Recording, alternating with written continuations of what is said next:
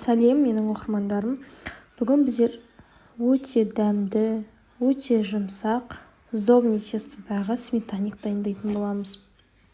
Ең алдымен суға тұз, секер, аштығы және сұйық май қосып, ұн салып қамыр илейміз. Қамырымызды араластырып 30 минутқа көтерілуге қоямыз. Яғни 30 минут өткеннен кейін біз оның начинкасын, яғни салмасын дайындайтын боламыз. Салмасына 4 жұмыртқа, 1 кесе секер және қаймақ қосып, барлығын араластырып былғаймыз.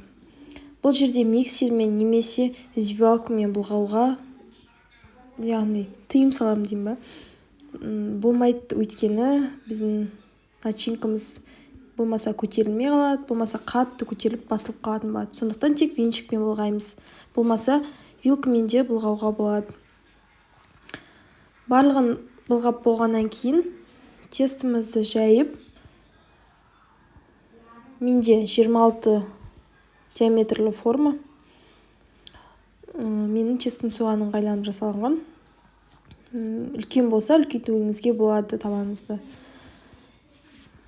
Осылай тестімізді жайып, табамызға салып, артылған тестіні оқтаумен кесетін боламыз айналасын. Кесіп болғаннан кейін ішіне начинкамызды құйып, алдымен 160 градуста қызып тұрған пеште саламыз. Яғни тест кішкене көтерілгеннен кейін 180 градусқа қойып,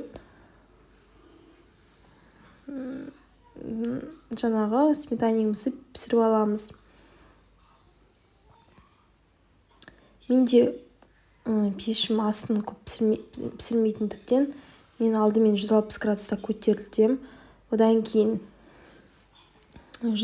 астын жап, пештің астыңғысын жап, одан кейін 180 градуста үстіңгісін жап пісіріп алдым. Әркімнің пеші әртүрлі, сондықтан өздеріңіздің пешіңіздің ыңғайына байланысты пісіруіңізге болады. Осымен біздің сметанигіміз дайын. Видеода көріп тұрғаныңыздай начинкасы қалың болып шықты және өте дәмді, тәтті болып шықты. Ысылай жей берсеңіз де болады. Сонымен барлықтарыңызға ас болсын. Сіздермен болған Күлфайрус.